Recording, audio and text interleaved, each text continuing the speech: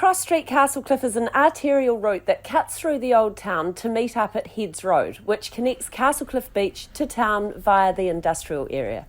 Cross Street has looked the same for decades, but things are starting to change, and it's not purely cosmetic. Because the pedestrian crossing is right outside, I would often see people, especially children, standing there for a really long time, waiting for cars to stop for them so that they could cross. But the cars didn't stop. Traffic danger has been a problem in the area for decades, and locals are hoping some planting and colour might calm traffic.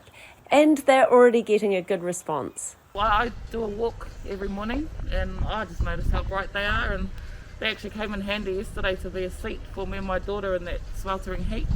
The Cross Street Beautification project was initiated by Stevens with support from Te Kura Kaupapa Māori or Tupoho and volunteer organisation Progress Castlecliff. She hopes beautification could work for Cross Street as it has worked for nearby Rangiora Street, Castlecliff Beach. A big part of it was just realising that it's just a thoroughfare, it's really people driving really fast. So then we were thinking about what we could do. So there's this long-term plan which is to encompass more permanent changes to the road and slowing down. But as a temporary measure, because this will take years to happen, we wanted to put something here. Traffic calming measures have been carried out around most Whanganui schools, but at this stage, Castlecliff Town will have to wait till at least 2023 for the go-ahead for any major work.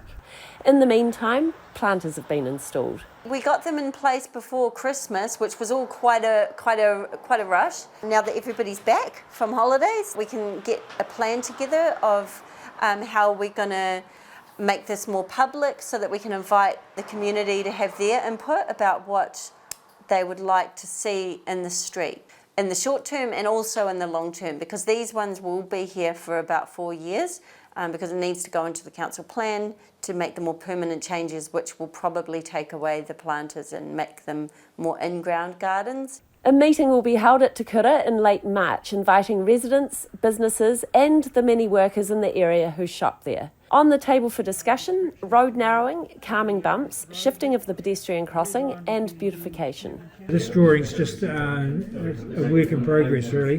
We started off by just talking to people locally what the problems were and sort of making some sort of changes based on what's there now. Like a car coming up here could just sweep through that corner and at speed, and they sort of have a quick glance down the road this way and keep turning, and then they almost hit somebody on the pedestrian crossing, which is what's happening.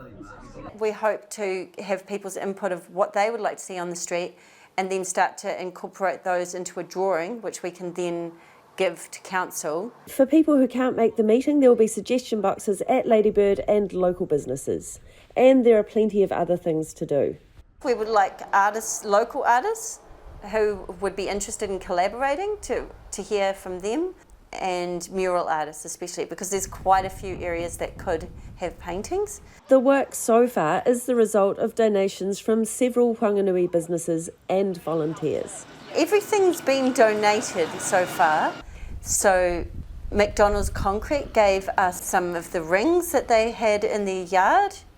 They did this just before they went on holiday at Christmas, which was very generous of them to coordinate. And as Downers donated all of the time and the traffic management to actually put them in place on the last day of work. So that was great.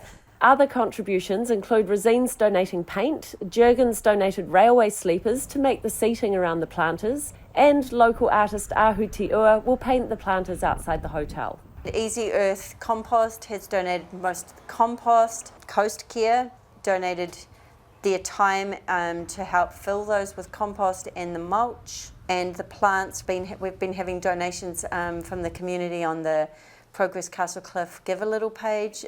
Also, people have been just stopping by saying, I've got some plants, would you like them? And then bringing them. The short-term beautification means there'll be finally somewhere pleasant to eat the many takeaways on offer, while long-term benefits include improved traffic safety and simplifying the jumble of exits and entries to streets and neighbouring businesses.